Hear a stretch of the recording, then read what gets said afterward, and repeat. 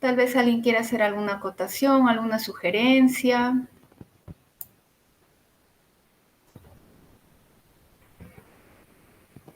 ¿Nadie? ¿Todo bien? Sí, doctora, todo bien. Ujú. Ya, doctores. Entonces, vamos a empezar con la clase del día de hoy. Compartir la imagen.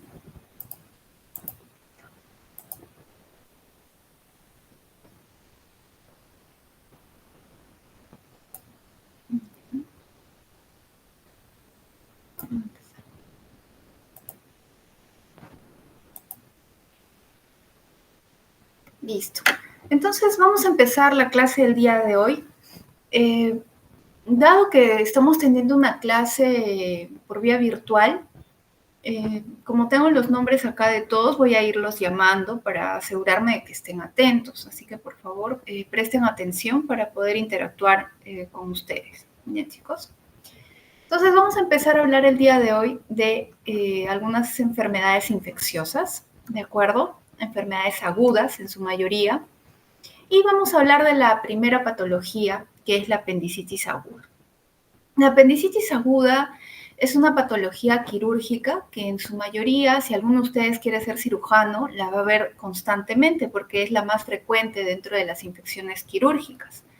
Entonces es una patología muy frecuente que ustedes en emergencia, cuando roten en emergencia, cuando hagan emergencia, van a tener que diagnosticar con anticipación esta patología. Vale decir, mientras con más premura la diagnostiquen, van a tener un mejor éxito y un mejor pronóstico. Entonces, ustedes de esta patología tienen que saber su fisiología, su etiología, su clínica sobre todo, para que puedan hacer una buena evaluación y así realizar un buen diagnóstico y un diagnóstico en el margen de tiempo que es necesario para que no hayan complicaciones. Les voy a presentar un caso que es un caso personal, es algo que a mí me pasó, es un casito que yo tuve cuando estaba haciendo la residencia, es un caso clínico mío, ¿ya? Es de una paciente mujer de 45 años que refería que tenía infecciones del tracto urinario a repetición, o sea, venía muchos años con esa patología. No tenía ningún antecedente familiar, tenía un tiempo de enfermedad de 2 días, y ella refería que había sido de un inicio insidioso y que en el tiempo había ido aumentando. Refería un dolor abdominal en todo el abdomen, no estaba ubicado en una zona específica y se acompañaba de dolor lumbar, su apetito estaba disminuido y tenía disuria. La disuria es el dolor para orinar, ¿no? Cuando le hice el examen físico, tenía puntos renouretrales positivos, vale decir que esto por ahí indicaba que podía ser una infección urinaria. El Bloomberg, que es un signo para ver si hay apendicitis, estaba dudoso porque todo el abdomen estaba bien adolorido. Y tenía McBurney dudoso también, que son dos signos específicos para apendicitis.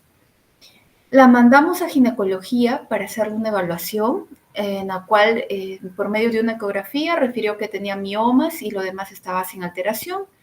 Y luego, en base a los exámenes físicos que se le hizo, se le derivó a cirugía. Y cirugía dijo que era una paciente no tributaria de evaluación quirúrgica.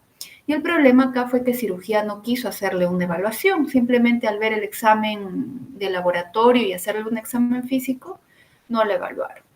Entonces la paciente se queda en observación, felizmente no se le da de alta, y 12 horas después salen sus resultados, porque lamentablemente cuando ustedes roten en un hospital se van a dar cuenta que los exámenes a veces demoran hasta 12 horas en hospitales grandes. Entonces su examen de orina no tenía nitritos, que es un indicativo específico para ver si hay infección urinaria, estaba negativo. Pero al reevaluarla me doy cuenta que tiene el McBurney positivo, pero continuaba con los puntos renouretrales positivos. Entonces acá hay que tener en cuenta que el abdomen quirúrgico como tal puede tener varios diagnósticos diferenciales y entre ellos se pueden confundir. Una pielonefritis, que es la infección del tracto urinario superior, puede confundirnos con una apendicitis. Entonces, más aún cuando el paciente te dice, yo he tenido infecciones urinarias a repetición. Entonces, ahí hubo un pequeño problema, hubo un mal enfoque tal vez. Entonces, esta paciente se queda en el otro turno, yo me retiro del turno y la paciente con el médico que siguió fue dada de alta con el diagnóstico de pielonefritis en base al antecedente que tenía. 24 horas después la paciente acude febril, había recibido metamizol más antibióticos. Ojo, cuando un paciente tiene sospecha de tener apendicitis, no hay que darle nada para el dolor, porque hay que ver cómo evoluciona la patología hasta que estemos seguros de que es esta patología. Y la mandan por consultorio externo. 48 horas después, la paciente continuaba con su tratamiento, como estaba recibiendo analgesia, no se daba cuenta que el dolor cada vez no percibía el dolor porque le habían dado analgésicos y la paciente que estaba haciendo un cuadro de peritonitis, porque no percibía el dolor, estaba con mucha analgesia. Entonces la paciente se va por emergencia de otro nosocomio y tenía un cuadro de sepsis, terminó en una peritonitis generalizada y le tuvieron que hacer una exéresis de una gran parte del colon. La paciente finalmente terminó haciendo un juicio a los médicos que habían evaluado desde un inicio, incluida yo, ¿no? Pero el problema fue más que nada de los médicos que le dieron de alta con el diagnóstico de pielonefritis. Entonces la paciente debió de haber tenido otro enfoque. Entonces mucho cuidado cuando ustedes diagnostiquen enfermedades de abdomen agudo. Dentro de ellos el más frecuente, apendicitis aguda, y más aún si son niños. Si son niños, ustedes no pueden dar de alta a un paciente si tienen una sospecha, por más mínima que sea, de un abdomen quirúrgico, sospechoso de apendicitis sobre todo. La apendicitis aguda, doctores, tiene estadios de acuerdo al tiempo de evolución, como ustedes pueden ver acá. La etiología de la apendicitis aguda, la etiopatogenia como tal, es la obstrucción de la luz del apéndice. Entonces, no se sabe en realidad la etiopatogenia precisa, exacta, cómo sucede esto, pero etiopatogénicamente se ha visto que hay una constante, que es que hay una obstrucción a nivel de la luz del epitelio, de la mucosa del apéndice secal. Entonces, esta presión constante que se causa a nivel de la luz oclusiona la irrigación de los vasos pequeños que hay alrededor. ¿Y qué pasaba, doctora Astrid, cuando hay disminución de los vasos, de la vasculatura de cualquier órgano? Astrid, ¿recuerda qué pasaba cuando no había irrigación en un tejido? ¿Qué se producía? ¿Isquemia? Isquemia. ¿Y esa isquemia en qué podía terminar, Ariana?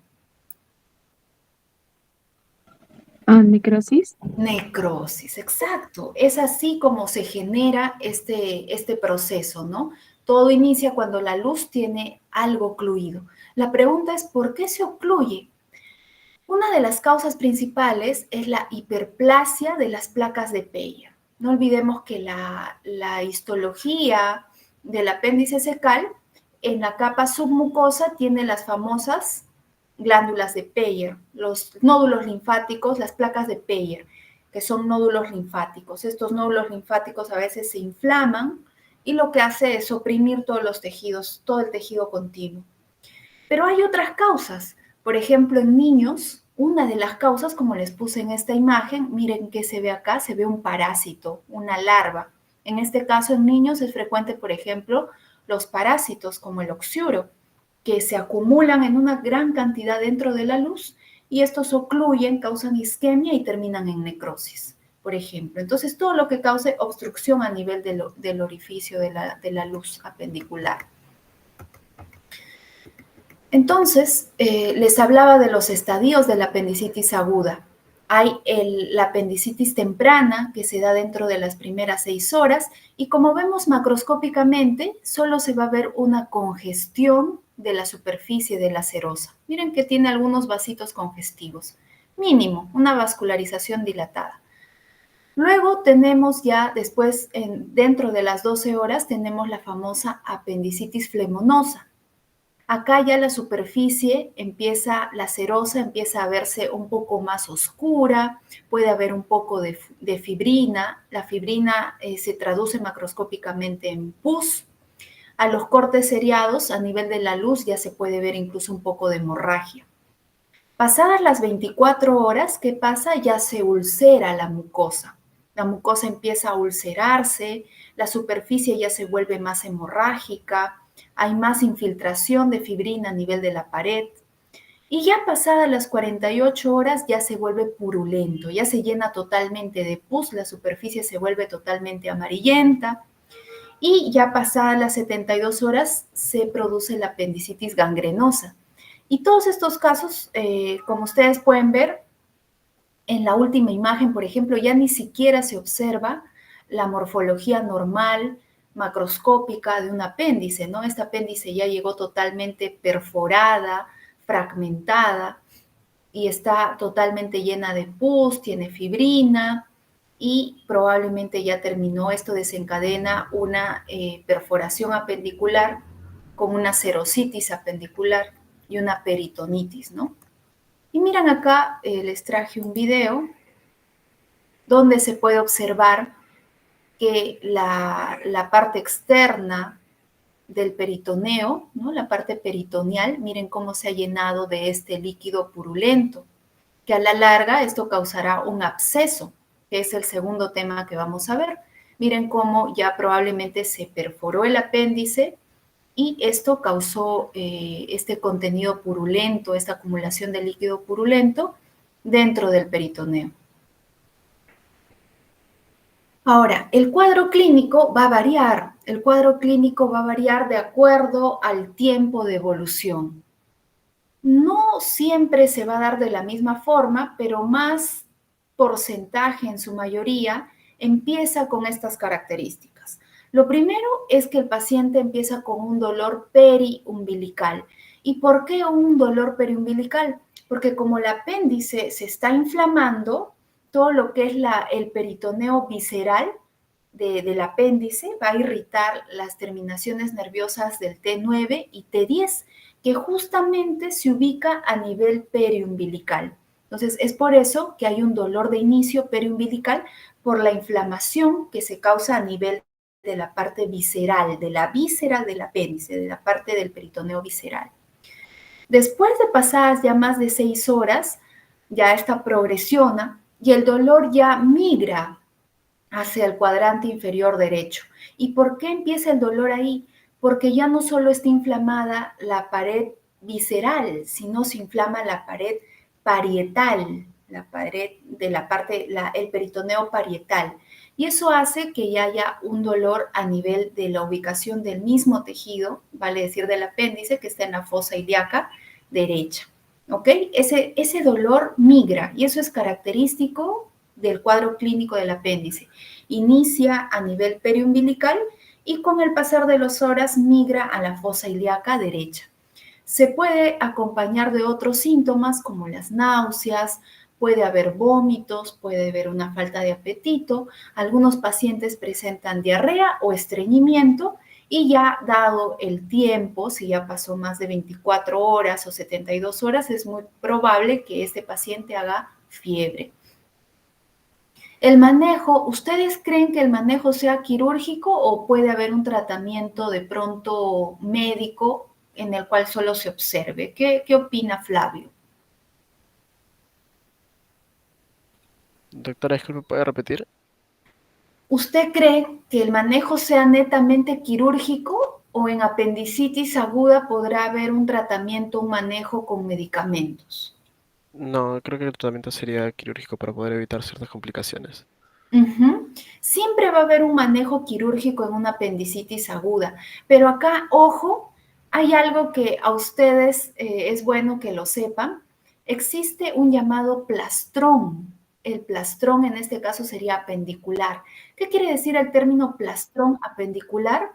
Es cuando en pacientes que son inmunocomprometidos, inmunodeprimidos, pacientes con cáncer, pacientes que reciben corticoides, pacientes con VIH, por ejemplo, o viejitos, pacientes mayores, no tienen todo este cuadro clínico. Ellos, su proceso inflamatorio, el desencadenante inflamatorio no funciona igual que en una persona inmunocompetente. Entonces, lo que sucede es que el epiplo se encarga de abrazar el apéndice, la abraza la abraza y es como que lo envuelve, como si fuera un objeto extraño, como si fuera algo extraño al cuerpo. Y lo envuelve y forma el famoso plastrón apendicular. Entonces, cuando se diagnostica un plastrón apendicular en viejitos, eso no se opera.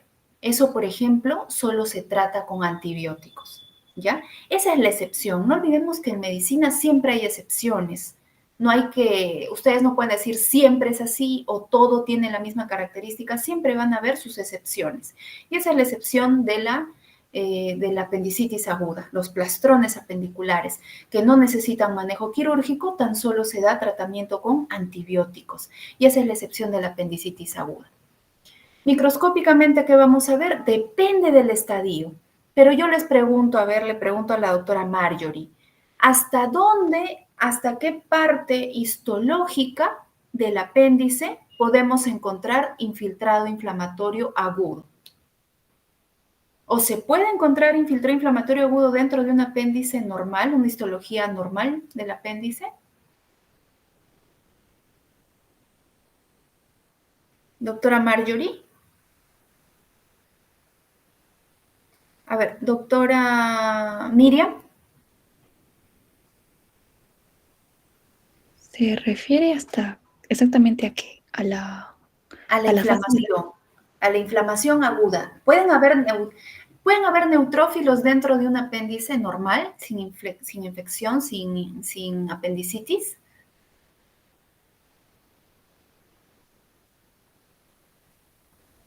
¿Qué opina? ¿Alguien que quiera opinar? ¿Alguien que quiera dar su punto de vista?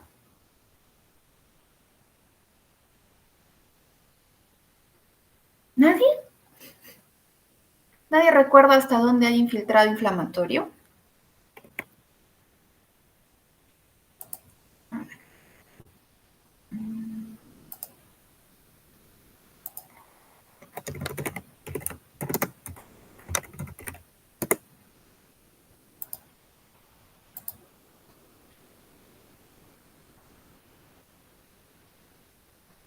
Miren, por ejemplo,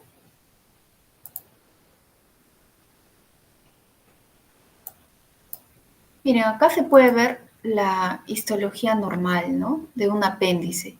Acá está la luz, el lumen. Tenemos su epitelio cilíndrico, que es igual cilíndrico simple, que es igual al colon. Acá tenemos su epitelio glandular, tenemos glándulas en la mucosa.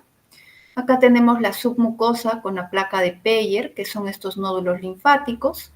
Tenemos la muscular, toda esta es la muscular, tenemos la muscular longitudinal y la muscular circular, el famoso cile.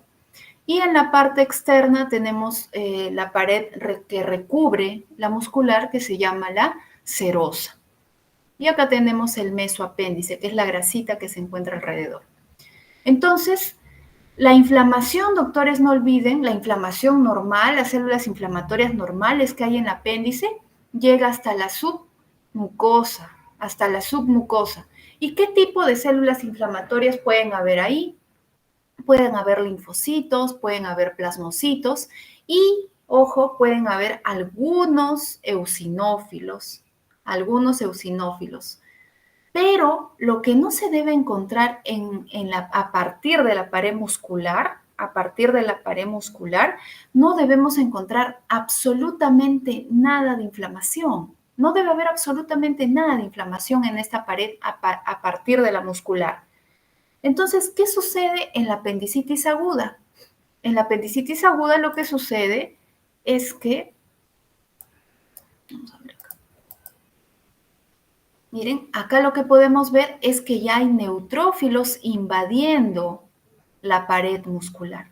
Eso no es normal. Dentro de la muscular y que migren hacia la serosa, eso no es normal.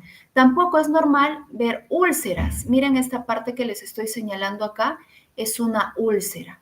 ¿Y cómo se forma una úlcera? Una úlcera es la pérdida del epitelio. Miren que acá ya no hay continuación del epitelio cilíndrico, hay una pérdida del epitelio y hay un gran infiltrado inflamatorio neutrofílico. Eso tampoco es normal. ¿Se pueden ver neutrófilos normalmente en inflamación del apéndice? No es usual. Eosinófilos sí, porque los eosinófilos están ahí, permanecen atentos a que haya algún proceso inflamatorio, son parte normal del colon, inclusive de la submucosa del colon. Entonces, puede haber inflamación, sí, pero no una úlcera. Entonces, miren, acá ya se ulceró la superficie, el epitelio de la luz, del lumen, y los neutrófilos están invadiendo totalmente la pared del apéndice e incluso están llegando hasta la subserosa. Acá podemos ver más de cerca. ¿Qué pasa también? Podemos ver algunos vasitos tal vez congestivos también. Se pueden ver algunos vasos congestivos. Hay proliferación de vasos. ¿Cómo se llama el proceso, el nombre? ¿Cuál es el nombre cuando los neutrófilos migran a través de los vasos sanguíneos hacia el medio externo? ¿De qué forma migran los neutrófilos, por ejemplo? ¿Cuál es el nombre de ese proceso de migración? ¿Alguien recuerda? ¿Marco? ¿Tal vez tú?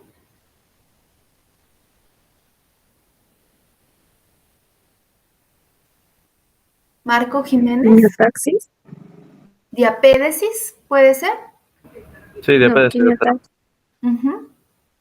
Ya. Entonces, esa es la forma por la que migran. Entonces, ¿por qué hay tanta congestión de vasos? Porque en todo proceso inflamatorio es importante que los neutrófilos lleguen. Entonces, ¿qué sucede? Hay una proliferación de vasitos para que por medio de la diapédesis los neutrófilos salgan. Entonces, ¿qué más encontramos? Abundante inflamación neutrofílica a partir de la pared de la muscular que se extiende dependiendo del tiempo de inflamación, puede extenderse hasta la subserosa o es más, puede romper la serosa y hacer una peritonitis o también llamada serositis. ¿Por qué serositis? Porque la serosa, la parte externa, se está inflamando. Acá también podemos ver cómo los neutrófilos han invadido la pared del apéndice. Hay una úlcera también a nivel de la mucosa. Está invadiendo toda la pared, está invadiendo la muscular longitudinal, la muscular circular. Acá vemos más neutrófilos, vemos congestión de vasos, vemos que hay un poquito de hemorragia también, ¿no? Y acá, ¿no? Se puede ver cómo ya hay los neutrófilos que están acá pequeñitos, se puede ver cómo están invadiendo hasta la subserosa. Entonces, doctores, no olvidemos que estas son capas que histológicamente no tendrían por qué tener infiltrado inflamatorio neutrofílico.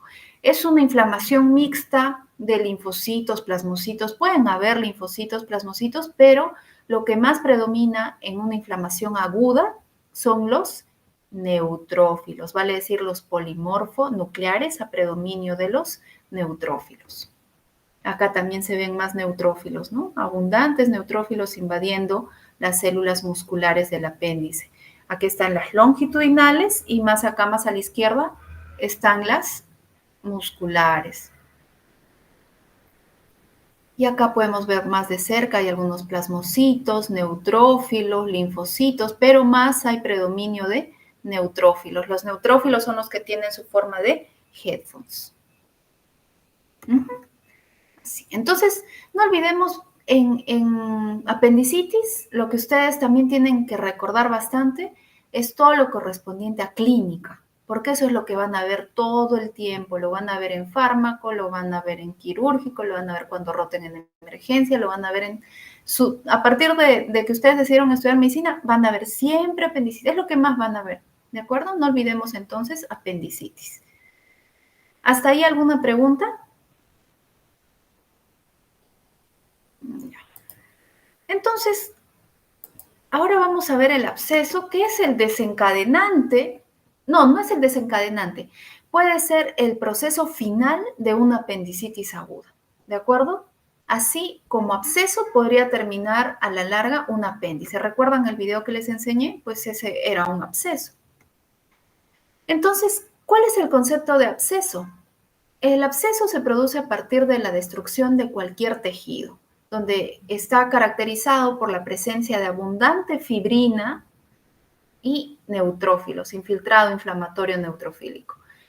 ¿Dónde, por ejemplo, pueden recordar que hay un absceso y es lo más frecuente cuando hablamos de abscesos? Es asociado al acné. Ustedes han visto a esos pacientes que tienen los acnés severos y tienen unos forúnculos a nivel del rostro que son bien grandes, como quistes, como nodulares, elevados, que se ve rojo, eritematoso. Esos, por ejemplo, son abscesos que en su interior tienen una colección de tejido muerto, de pus, de fibrina, de células muertas, de tejido muerto, ¿de acuerdo? Entonces, ese es el mejor ejemplo para hablar de un absceso. Pero en este caso vamos a hablar del absceso en epípleo. Generalmente los abscesos se dan por reacciones inflamatorias como generados por un proceso infeccioso. Como vimos hace un rato, puede ser por la apendicitis, como vieron en el video, se había formado un absceso alrededor y se da por bacterias o parásitos. El organismo más frecuente que causa abscesos es el Staphylococcus aureus. Ese es el más frecuente. Y ojo, en los abscesos que se forman por el acné, este también es el más frecuente, el Staphylococcus aureus. Por eso cuando se da tratamiento para el acné se tiene que coberturar con antibióticos. Cuando ya hay un acné severo, a veces se deja pasar mucho ese diagnóstico. A veces en casa ustedes ven que hay alguien joven, tiene acné, ya va a pasar, no es temporal. No necesariamente es así. Ya cuando es un acné severo, hay que tener mucho cuidado porque a veces ya está infectado de microorganismos, puede estar abscesado y eso no va a mejorar si no es por medio de antibiótico terapia. Así que hay que tener mucho cuidado cuando ese acné ya se ve severo, ya hay forúnculos, ya hay quistes, hay que tener más cuidado. Clínicamente depende de dónde se ubique el absceso. Por ejemplo, si es un absceso a nivel abdominal, como es el que estamos viendo en el epípleo, puede generar mucho dolor, pero depende a nivel de qué parte del abdomen se ha originado y cuál es la causa del origen. Pero clínicamente siempre va a ser una lesión dolorosa. Puede acompañarse incluso de fiebre, de malestar general, porque tiene un contenido de tejido muerto. Entonces, va a generar un cuadro de alguna forma de una descompensación general, ¿no? Hasta puede desencadenar una sepsis si no se trata a tiempo. Macroscópicamente, ¿qué vamos a ver? Vamos a ver un contenido blanquecino, vamos a ver un contenido purulento, amarillento, como pueden ver ahí en la imagen. Microscópicamente, si es epíplon, ¿qué tipo de tejido es el epíplon? Es un tejido adiposo, como podemos ver acá. Vemos tejido adiposo. ¿Pero qué ha pasado? El tejido adiposo está reemplazado ¿por qué?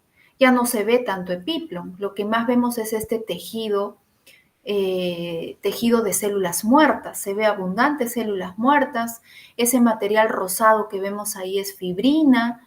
Podemos ver abundantes neutrófilos. Los abscesos están formados por tres componentes importantes. Un absceso tiene que tener, para empezar, fibrina, abundante fibrina, ¿de acuerdo? Lo otro que tiene que tener es tejido muerto. El tejido que estaba ahí ya no se encuentra ahí. Las células desaparecen, se necrosan. Entonces, lo segundo es el tejido muerto. Y lo tercero es un denso infiltrado inflamatorio neutrofílico, o sea, polimorfonucleares. Entonces, ¿cuáles serían los tres factores, Carlos? Carlos Albert. Sería fibrina, tejido muerto y en ese caso neutrófilos. Neutrófilos, ¿de acuerdo? Esos son los tres componentes que cuando ustedes les digan absceso, ok, piensan en esos tres componentes histológicos. Acá vemos también abundantes neutrófilos. ¿Pueden haber otras células? Claro, pueden haber plasmocitos, linfocitos, puede haber tejido muerto también, algunas células epiteliales muertas, pueden haber algunos vasos también dilatados, una vasodilatación. Pero esos son los tres componentes que ustedes tienen que recordar dentro de un absceso. ¿Ya? Entonces, absceso está sencillo. Vamos a seguir con la tercera. Ahora vamos a ver la gastritis. Vamos a ver una patología crónica. Si alguno quiere ser también gastro, los gastroenterólogos es el pan de cada día ver enfermedades por gastritis crónicas por Helicobacter pylori. Uno de los factores de la etiología más importante que causa úlcera péptica y también gastritis crónica es el Helicobacter pylori. Entonces, ¿qué es el Helicobacter pylori? El Helicobacter pylori es una bacteria flagelada que le gusta ubicarse a nivel del antro gástrico. ¿Y a qué está asociado? El Helicobacter pylori se sabe que está infestando aproximadamente más de la mitad de la población mundial. El tema, doctores, es que no hace síntomas en todos los pacientes. Entonces, ¿en qué lugares vemos más Helicobacter pylori? En lugares donde no hay no hay urbanización, no hay un buen saneamiento, no hay acceso a agua potable y es dependiente a veces del estatus socioeconómico de los pacientes. La etiología de la gastritis crónica, como les decía, la más frecuente es la principal, es el Helicobacter pylori. Tenemos dos tipos de Helicobacter, el pylori y el Heilmanni. Acá en Perú es más frecuente el pylori. El Heilmanni no es tan frecuente. Entonces les decía que es una bacteria gram negativa, tiene una forma de espiral o helicoidal y tiene un flagelo. Y todas estas características le dan su característica, su infectividad.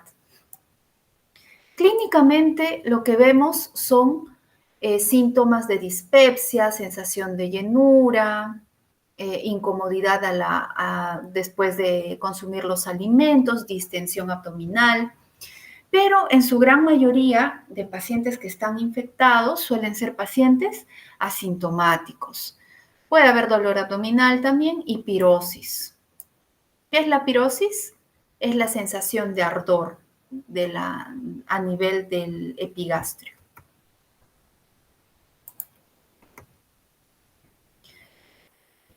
Entonces, ¿qué es lo que sucede con la patogenia del Helicobacter pylori?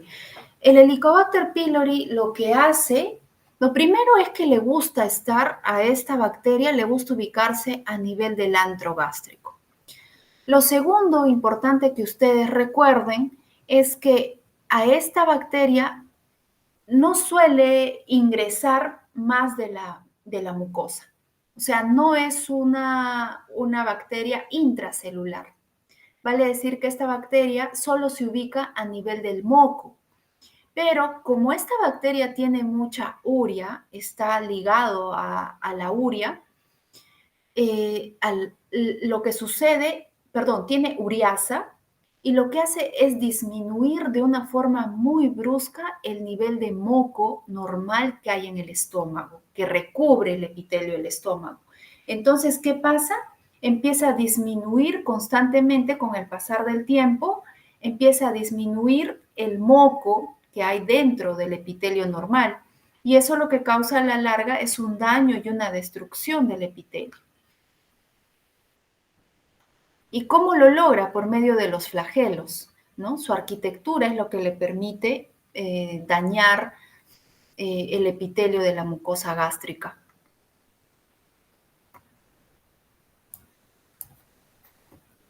El tratamiento tiene que ver, se le da tratamiento como a cualquier bacteria, solo que es una bacteria bastante fuerte y difícil de darle tratamiento. A veces demora, hay que darle una segunda dosis de tratamiento.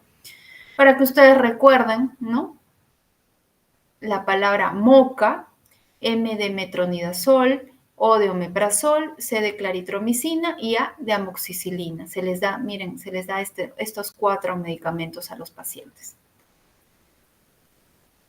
Macroscópicamente, ¿qué vamos a ver? Miren, el lado izquierdo es una mucosa normal del estómago, pero miren cómo acá se ven los pliegues normales de la mucosa estomacal, ¿no?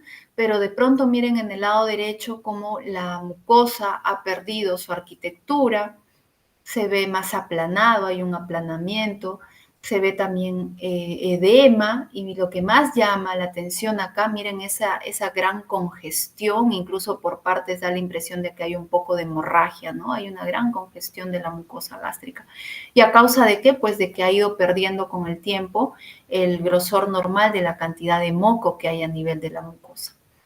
Y lamentablemente el Helicobacter pylori daña tanto la mucosa del estómago que en algún momento podría desarrollar, si no es tratada a tiempo, una displasia. Recuerdan, vimos metaplasia y recuerdan que una de las causas principales de la metaplasia era el Helicobacter pylori, pues a la larga desencadena una metaplasia, luego displasia, y si no hay tratamiento y el paciente continúa con los mismos factores de riesgo, de pronto es un paciente que tiene una mala dieta, es un paciente que puede ser inmunodeprimido, que tiene incluso factores de riesgo genético, esto puede desarrollar a la larga una neoplasia, un adenocarcinoma de antro. También es causante de úlceras gástricas, de la úlcera péptica. Entonces, microscópicamente tenemos acá el epitelio, ¿no? Tenemos el epitelio de la mucosa gástrica. Podemos ver que en la superficie hay una cantidad de Helicobacter pylori, que claro, acá de cerca no se puede ver, pero para ver que esto se acompaña de infiltrado inflamatorio. Cuando vimos gastritis, recuerdan, vimos gastritis crónica, son las mismas características, ¿no? Lo que vemos a nivel de la lámina propia es infiltrado inflamatorio crónico, estamos hablando de cronicidad. ¿De qué se acompaña el infiltrado inflamatorio crónico, Flavio? ¿Qué células son las que vemos en el infiltrado inflamatorio crónico? ¿Neutrófilos? No. Los neutrófilos, no olvidemos, Flavio, que están asociados más a inflamación aguda. Entonces, eso es lo que les expliqué en la primera clase, ¿recuerdan? Inflamación aguda, inflamación crónica. Inflamación crónica está más asociado a mononucleares. No olviden, crónico, mononucleares. ¿Cuáles son los mononucleares? Plasmocitos y linfocitos. Y cuando hablábamos de agudo, hablábamos de polimorfonucleares, dentro de ellos los neutrófilos. Entonces, nuevamente, Michael, si hablamos de inflamación crónica, ¿de qué células estamos hablando? ¿A predominio de qué células? Plasmocitos y linfocitos. De mononucleares, muy bien, mononucleares. Linfocitos y plasmocitos. Entonces, eso es lo que vamos a ver. A nivel de la submucosa, o también llamada lámina propia, vamos a ver plasmocitos y linfocitos. Lo que también podemos ver es a veces nódulos linfáticos o agregados de linfocitos, nódulos linfáticos, porque hay una activación de algunos neutrófilos que se unen y forman nódulos linfáticos por el mismo proceso inflamatorio. Entonces podemos ver algunos nódulos linfáticos. Y miren acá en la superficie se logra ver la bacteria, podemos ver la bacteria que tiene forma de bastones. ¿Alguno de ustedes recuerda cuánto es la medida del Helicobacter pylori? Lo tienen en su guía, me imagino. ¿Cuánto mide un Helicobacter pylori? Doctores, ¿están ahí? A ver, Valeria.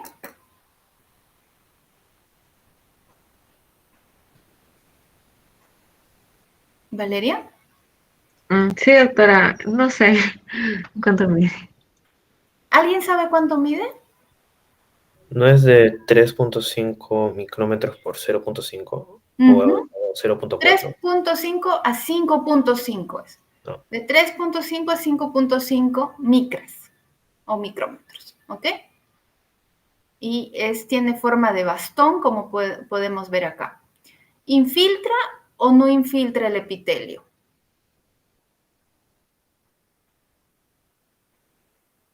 ¿El Helicobacter pylori infiltra o no infiltra, María Fernanda? No infiltra. No infiltra. no infiltra, eso es lo que les decía hace un rato, ¿no? Esa es su característica, se ubica solo en la superficie, pero nunca va a infiltrar el epitelio, ¿ya? Tengan eso presente, no infiltra el epitelio, se encuentra en la superficie, en la parte donde hay moco, y no infiltra el epitelio. Puede ver también cuando está muy inflamada la mucosa gástrica, puede verse también un poco de atipia de las células, pueden verse los nucleolos, a veces también están reactivas por el proceso inflamatorio, los núcleos, los nucleolos, los núcleos se pueden ver más prominentes, se pueden ver los nucleolos, ¿de acuerdo? Hay un término que también lo conocen como una depresión mucinosa, que las células mucinosas empiezan a perderse. Y esa es la causa, eso es lo que hace en realidad el Helicobacter pylori, ¿no? Daña el epitelio. Entonces las células mucinosas también pueden ir desapareciendo. Eso también se puede ver. Miren acá, miren la gran cantidad. Acá se ve una gran cantidad de Helicobacter pylori. Muchísimo Helicobacter pylori. El Helicobacter pylori se puede graduar por cruces. Si alguno de ustedes ha ido con un familiar, tal vez a que le hagan una endoscopía y han recibido su informe de anatomía patológica, van a ver que se gradúa de acuerdo a una cruz, 2 cruces, 3 cruces, dependiendo de la gran cantidad de la cantidad que se pueda ver a nivel de la mucosa. ¿Okay? Si es una cruz, pues será poquito. Si es 2, será más o menos Helicobacter. Y, por ejemplo, en este caso, donde ven abundante Helicobacter, esto será un 3 cruces, ¿no? Está totalmente infestado de Helicobacter pylori. Acá también podemos ver más Helicobacter pylori. Estas células que están acá, las azules, son células que se han desprendido del epitelio de la mucosa adyacente, así que no lo consideren, ¿de acuerdo? Estos no tienen nada que ver, son células desprendidas del tejido. Lo que sí tienen que ver es que dentro del moco, acá en la parte del moco, encima del epitelio, en la parte superior del epitelio, podemos encontrar una gran cantidad de Helicobacter pylori, ¿no? De la bacteria. Ok, vamos a seguir. ¿Hasta ahí tiene alguien alguna pregunta? Vamos. Ya, doctores. Ahora vamos a ver tuberculosis. La tuberculosis es una patología que nos representa a nivel internacional, ¿ya? Lamentablemente en Perú, cuando hablan de tuberculosis en otros países, en Europa, en Estados Unidos, siempre nos recuerdan a nosotros, porque la tuberculosis en el Perú, doctores, es una endemia, es una patología que está constantemente y que no ha desaparecido y que sigue causando realmente un daño a nivel de salud increíble, porque epidemiológicamente, si bien es cierto, ha ido disminuyendo en el transcurso de los años, pero se mantiene. Y hay muchos pacientes que tienen mucha resistencia al tratamiento porque hay mucha irresponsabilidad en el momento de recibir el tratamiento, los pacientes no son constantes y hacen mucha resistencia. Por ejemplo, en el Hospital Cayetano Heredia hay áreas específicas para tuberculosis, para hospitalizaciones de multidrogos resistentes a tuberculosis, que ya no se le puede dar absolutamente nada. Cualquier tratamiento que reciban hacen resistencia. ¿Por qué? Porque se le dio tratamiento, dejaron a mitad, se le volvió a dar tratamiento, dejaron nuevamente a mitad. Entonces, esta patología, ustedes, quieran o no, van a tener también que verla, y muy de cerca, ¿no? Muy de cerca. Si alguno quiere hacer neumo, va a estar rodeado de pacientes con tuberculosis. Y si no es así, por ejemplo, en el Perú, como es una endemia, la tuberculosis la van a ver en todas partes del cuerpo. Les pongo un ejemplo. Eres dermatólogo y de pronto te llega un paciente con un montón de úlceras a nivel del cuerpo, del cuello, del pecho, en todo el cuerpo. Entonces, puedes agarrar, hacer tu biopsia, lo mandas a patología, ¿qué es? Tuberculosis de la piel. ¿Ya ves? En piel también puedes verlo. Eres cirujano, estás operando, no sé, una apendicitis y de pronto, oh sorpresa, ves que el colon tiene un montón de nódulos blanquecinos, toda la serosa llena de nódulos blanquecinos.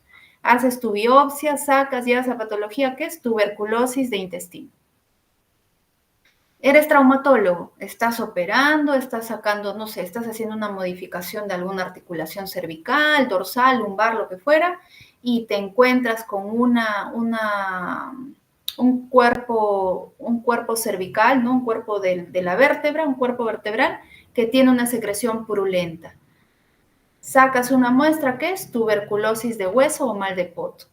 Entonces, la tuberculosis en el Perú, doctores, puede irse a cualquier lado del cuerpo. Ahora, la tuberculosis empieza a nivel, se contagia por vía inhalatoria, ciertamente, que su primoinfección es a nivel pulmonar. Esa es la primoinfección. Siempre va a tener que darse. Esa es la forma de contagio, por vía inhalatoria. Lamentablemente, cuando el paciente está inmunocomprometido, hay un secundarismo. ¿Qué pasa? Por vía linfática, por vía hemática, la infectividad puede migrar, ¿no? Puede migrar y puede irse a otros órganos. Entonces, hay que tener mucho cuidado, más aún en Perú, ya que podemos encontrar el Mycobacterium en cualquier parte del cuerpo. Entonces, por vía linfática se puede ir a ganglios, como lo que vamos a ver ahora. Por vía hemática se puede ir a todos los órganos habidos y por haber. Entonces, les puse esta imagen. ¿Alguno de ustedes sabe dónde está el Hospital Domingo La Begoya? ¿Alguien? ¿Nadie? Les quería contar una historia pequeñita sobre esto porque es bien bonito. Hace muchos años, doctores, en el año más o menos 1922, 1920, en todo el mundo en general se había diseminado esta patología. Había tuberculosis en varios lugares del mundo. Y algunos médicos habían llegado a la conclusión de que en Perú había un lugar donde los pacientes con tuberculosis se curaban. Entonces, ¿dónde está ubicado este lugar? En Jauja, específicamente en Huancayo. Entonces, este hospital, que es el Hospital Domingo La Begoya, se ubica en la ciudad de Jauja, que antes se le llamaba la Jauja, en esa época iba a ser la capital del Perú. Imagínense, Jauja. Entonces le llamaban Ciudad de Jauja. Hay un libro inclusive que se llama Ciudad de Jauja, si a alguno de ustedes les gusta leer, es una historia bien bonita, es una novela de un escritor muy, muy bueno. Entonces, ¿qué pasaba acá? En realidad no se sabía la causa de por qué los pacientes se curaban, pero se supone que tiene mucha relación con cómo también estaba edificado el lugar. Y aparte, aparentemente el clima de Huancayo ayudaba a que los pacientes se mantengan o mejoren y no empeoraban. Entonces tenían se les hacía un seguimiento y aparentemente en esa época no había tratamiento específico, pero mejoraban. Entonces muchos de muchos países se iban a vivir a Jauja en esas épocas, ¿no? Para la curación de la TB. Así que Perú fue muy famoso, sobre todo Jauja, fue muy famosa esa época en la cual se diseminó esta patología en todo el mundo. Cuando hablamos de un ganglio linfático histológicamente, miren las partes, no olvidemos la histología normal, tenemos una cápsula, tenemos su corteza externa, su corteza interna y su médula. Y todo esto está rodeado por folículos linfáticos. Cada folículo linfático tiene un centro germinativo y tiene su manto. El manto es esto azulito que se ve, ¿no? Su centro germinativo y su manto. Esos son parte de los folículos que están dentro del ganglio linfático. Tenemos también los senos medulares y el hilio compuesto por vasos sanguíneos. Entonces, ¿qué es un granuloma tuberculoso? Hay enfermedades que van a formar granulomas. Muchas patologías, como el arañazo de gato, como la leishmania, como la sífilis, como el toxoplasma, como el paracoccidio, etc., etc., ¿ya? Hay muchas enfermedades que van a causar granulomas. Pero, ojo, hay diferentes tipos de granulomas y ese es el punto de esta clase. Que ustedes sepan que hay diferentes tipos de granulomas. Entonces, dentro de ellos, de los subtipos de granulomas, tenemos el granuloma necrotizante. ¿Y por qué se llama necrotizante? Porque hace necrosis. ¿Y qué tipo de necrosis nosotros lo vimos? ¿Qué tipo de necrosis es, Gonzalo Matías? ¿Qué tipo de necrosis vemos en TB?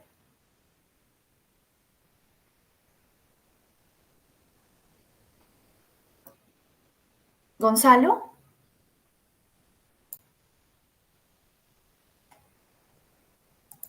Ya, a los que no me responden, doctores, yo les voy a poner como falta, ¿ah? Si no me responden. Aunque sea, díganme que no saben. Ya. A ver, Marco, ¿qué tipo de necrosis hacía la tuberculosis?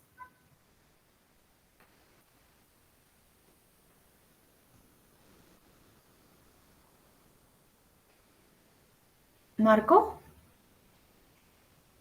Tampoco está.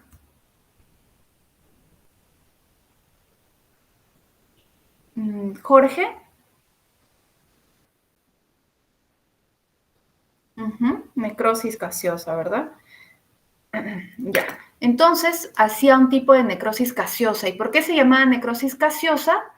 Porque tiene forma de queso. Por eso se le llama necrosis gaseosa.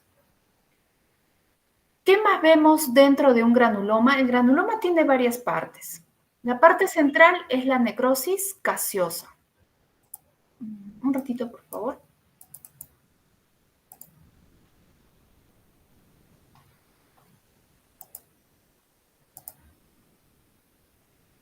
Ya.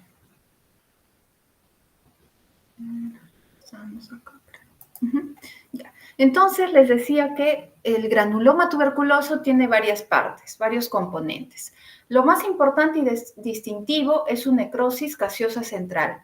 Luego tenemos lo otro, que son las células epitelioides. Las células epitelioides, o también llamado histiocitos, que son células especializadas, que son los macrófagos en realidad del granuloma, los precursores de los macrófagos.